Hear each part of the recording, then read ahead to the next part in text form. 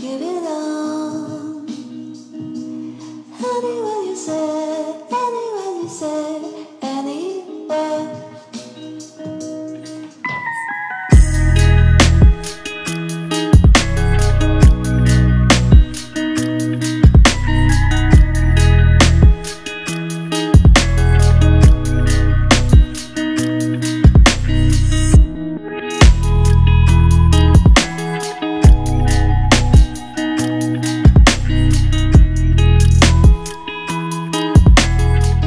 Це отакий невеликий сквер прямо біля середмістя. Отам вдалині видно якраз стіни давньоримської частини. І ось тут в них вони зробили дуже класний фонтан, який я хотів би показати. Така от амфора, з якої струменить вода. А далі такий довгий потічок, по якому вода плавно спускається вниз. От цікаво, що сквер він має таку плоску форму, а далі от з іншої сторони рельєф спускається вниз. І ось тут, по тій стіні, так от по такій канавці тече вода. І далі в кінці водоспад.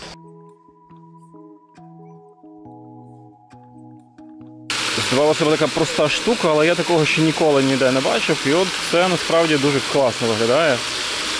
Так от на рівному місці, точніше не на рівному, але зробили водоспад і утворили таку водойму на центральній площі. Ніби просте рішення, ніякої фантастики, але чомусь раніше я ніколи такого не зустрічав, і це направду дуже класна ідея. А ще ось тут можна набрати собі питну воду у флягу.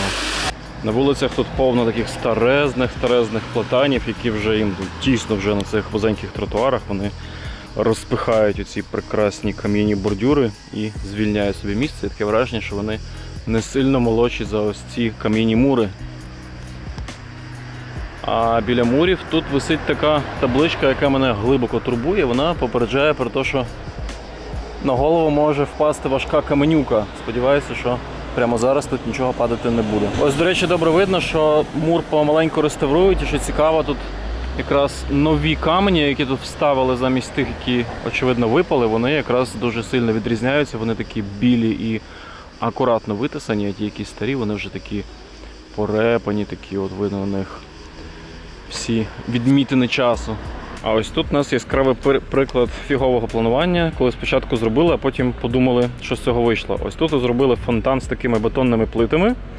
І коли я підійшов, то в мене, в принципі, перша думка була пострибати по них, але потім, дивіться, тут стоїть знак, що не стрибати. Тобто спочатку вони зробили ось такі бетонні плити, які провокують бажання пострибати по них, але пострибати, то, виявляється, не можна. Тобто, якщо ми хочемо, щоб люди не стрибали, то не треба робити їм для цього умов. І так, взагалі, у всьому міському середовищі має бути такий принцип. Якщо ми не хочемо, щоб люди щось робили, то не треба робити їм для цього зручностей і провокувати їх на це. А ось тут далі на набережній є такий громадський простір, який мені віддалено нагадує нашу вулицю Руданського. Тут такі криволінійної форми клумби. До речі, є автополив і дуже різноманітні такі рослини, які якраз, напевно, задумувалися як імітація такої дикої рослинності. Ще тут є питний фонтан, який, здається, не працює, а може і... Ні, працює. Все добре. Мало собі камеру не захляпав. І ось тут такі різні дерева, це, здається, оливкове, тут пальми, гарний такий простір, затишний. Але що погано, що тут всередині чомусь є сходинки, всякі перепади висот, і відповідно з дитячим візком ти сюди не всюди проїдеш. А ось тут є такі вуличні шезлонги, на яких можна полежати з видом на чужу яхту. І стрьомні велостійки, ніколи такі не робіть, треба робити нормальні П-подібні.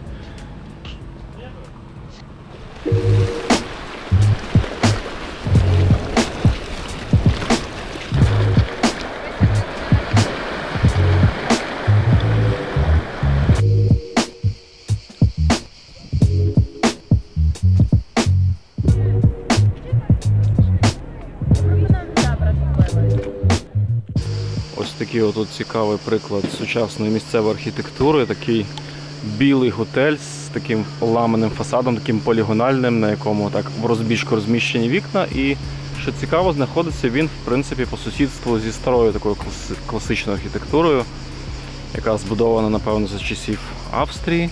І він цілком адекватно з нею поєднується, тому що В них тут спільний масштаб, вони мають однакову поверховість, а навпроти цього всього море. Дуже класно воно контрастує з оцим таким насиченим синім небом, цей білосніжний фасад. Мені подобається ця архітектура, а ще дуже гарно вони вирішили якраз благоустрій. Він повторює ось цю таку ламану пластику фасаду, і причому ось ці ламані такі полігони, вони якраз відділені щілинним дощоприймачем. Це дуже так круто і технологічно виглядає. Єдине, що загалом сама вулиця довкола, вона якось не відповідає рівню цієї архітектури, і, на жаль, вона повністю завалена автомобілями.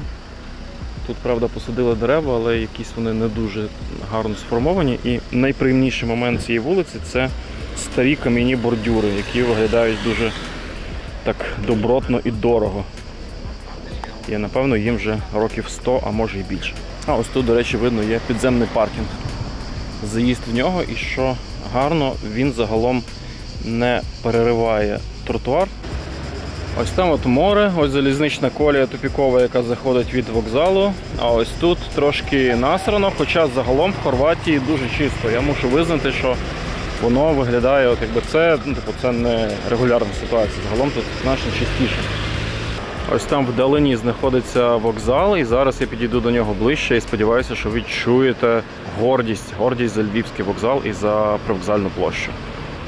Окрім континентальної частини, в Хорватії є також дуже багато островів, більше 1000, а 60 з них є заселеними, і тому тут дуже розвинена така паромна переправа, дуже розвинений цей паромний рух, і можна загрузити машину, загрузити вантажівку і заїхати будь-куди. Ось тут якраз оцей порт знаходиться, а прямо навпроти нього автобусна станція, за нею ціла купа якихось ларьків, кіосків, і за нею місцевий вокзал. В принципі, дуже зручно в плані розташування, що все так дуже компактно і одне біля одного знаходиться. Виходить такий транспортний хаб, але в плані благоустрою я би не сказав, що це якось прямо дуже прогресивно виглядає. Цікаво, що конкретно тут рух ось цих от корабликів, він є значно активніший, ніж рух потягів, тому що вони тут ходять буквально як маршруточки одна за другою. Один відійшов, інший підійшов, і такий дуже жвавий рух, а поїзди тут проїжджають, напевно, раз в ніколи. Я от буквально за весь час, що я тут, вже кілька днів, я помітив лише 2 рази якийсь потяг, якісь дизелі тут стояли пасажирські, які їздять, напевно, в Загреб чи ще кудись там неподалік. Тобто кораблями значно більше людей користуються, ніж поїздами. Так, ну що, пішли глянемо на вокзал. Нам спочатку треба перейти дорогу, нас пропускають. Ну, майже пропускають. І ось тут що ми маємо? Ми маємо тут, так, це автостанція, а ось тут цілий ряд кіосків. Кіоск. А ось це будівля вокзалу. Пліт – це, в принципі, другий за розміром місто Хорватії, але вокзал тут дуже скромний. Саме місто має населення десь 180 тисяч. Тут гарно, що засаджена такими платанами ця алея, але їх майже не видно, тому що все заставлено ось цими ядками і кіосками. Їх тут дуже багато. А тепер зайдемо на перон.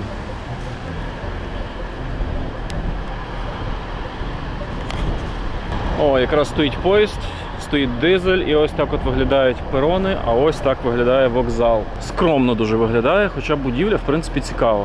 І з іншого боку, що цікаво, що залізниця, вона під центром міста проходить в тунелі. Там якраз видно початок цього тунелю, і повністю під ним, під центром, який знаходиться трошки на пагорбі, поїзди проходять, і я так розумію, що збудовано це, в принципі, досить таки давно.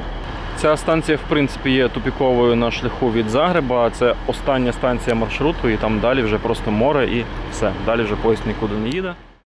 От чим мені подобаються приморські міста, так це тим, що тут не бояться води. В нас буквально будь-яка, навіть найменша водойма, вона викликає панічний страх, що раптом хтось впаде у воду, і її обов'язково треба відгородити там 3 рядами парканів, тому що раптом що? А ось тут, наприклад, набережна, і на ній буквально кілометри оцієї берегової лінії, яка абсолютно ніяк не відгороджена. І, о диво, люди ходять натовпами, і ніхто не падає в воду чомусь. Як так відбувається, не знаю, це, напевно, якась магія. Для повноти картини треба розуміти, що Спліт – це дуже древнє місто, яке заснували ще давні римляни. І ось ці от стіни, які видніються вдалині, це стіни давньоримської фортеці і давньоримського табору, які заснували в 3 столітті нашої ери. Тут потім був палац імператора Діоклетіана, який запам'ятався тим, що дуже гнобив християн. За що християни йому потім віддячили тим, що викинули його нафіг з його мавзолею, і з цього мавзолею зробили центральний храм якраз міста Спліт. Така от ответочка від них прилетіла Діоклетіану вже після його смерті. А ще важливо розуміти, що центр Спліта знаходиться в списку Всесвітньої спадщини ЮНЕСКО аж з 1979 року. І тому, напевно, зараз буде дуже цікаво поглянути, як це виглядає зсередини. Якби Львівський фест організовував морські круїзи, то їхні кораблі виглядали би, мабуть, якось так.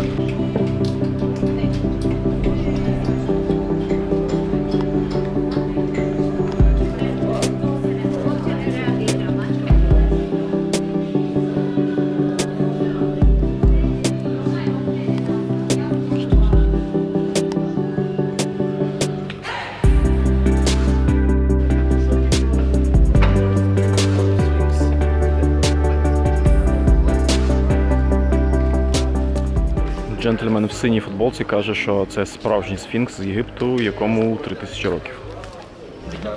Так, добре, що ми тут бачимо? Тут ми бачимо давньоримську колонаду та вже пізнішу дзвіницю церкви, центральної церкви Спліта, яку збудували на місці мавзолею Діоклетіана. А ще ми бачимо, що цю площу абсолютно бездуховно перетворили на літній майданчик. Ось бачите, ці такі подушечки на сходинках, на них тут сидять люди і п'ють всякий апероль. Тут навіть лежить меню і можна сісти щось замовити. Як бачите, давні римляни спеціально будували вулиці максимально вузькими, щоб завжди була тінь і щоб можна було сховатися від цього спекотного сонця, яке тут просто всюди, де тільки можна. Навіть є ось такої ширини проходи. А ось тут вежу надбудували на ось такому мості. Дуже цікаво виглядає. Абсолютна більшість старих будівель у Спліті збудована з оцього вапняка. Фактично з цього каменю складаються всі гори довкола, його тут видобувають в кар'єрах, і тому він тут всюди. За рахунок цього всі будинки, вони виглядають такі, в одній кольоровій гамі, вони дуже добре пов'язані один з одним візуально, і навіть коли поряд будується щось нове, новіше якось тут, то воно все одно виглядає такого самого кольору, і воно дуже добре пов'язується візуально з тим, що більш старе.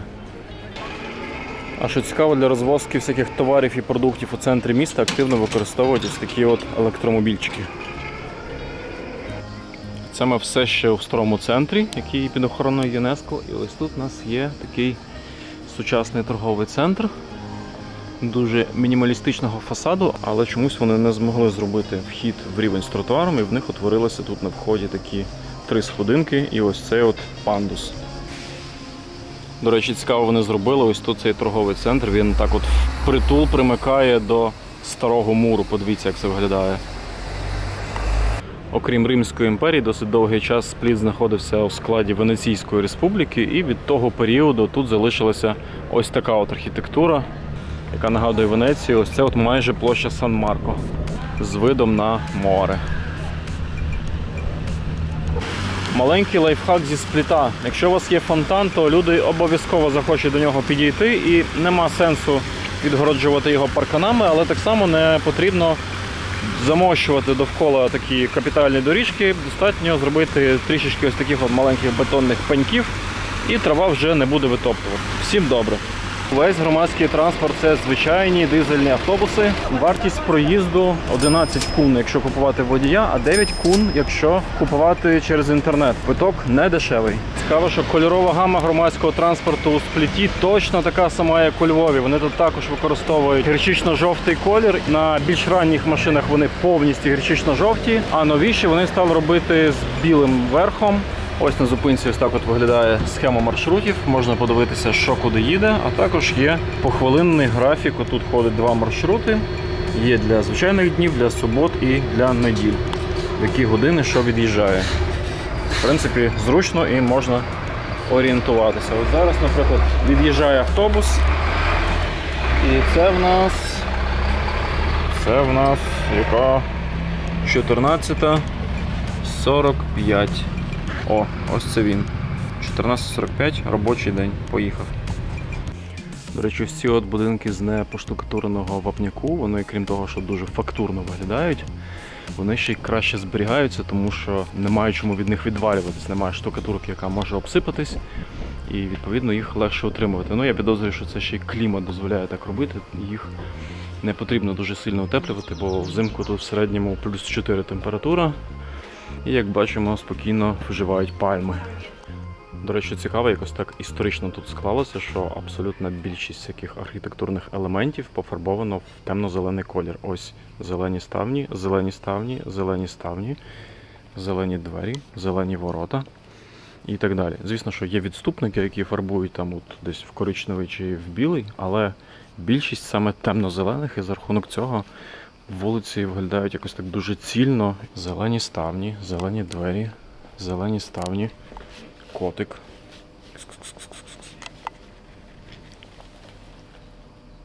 Йому пофіг на мене. Зелені двері, зелені ворота, зелені двері, зелені ставні. Зелені ставні, коричневі, зелені ставні, навіть машина зелена. Тут навіть сміттєві баки зелені, і я починаю підозрювати, що це не випадково. Ще зелені двері, і ще зелені двері, зелені ставні, зелена маркіза, зелені двері, зелені перила.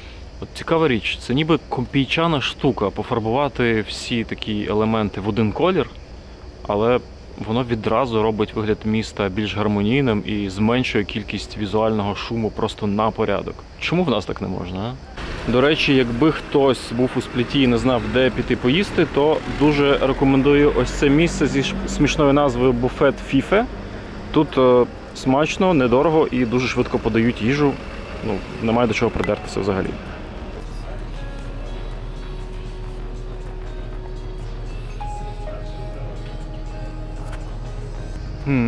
Тут ось така цікава вулиця з будинком, який просто нависає над тротуаром, я навіть не знаю, як це назвати, але виглядає дуже незвично.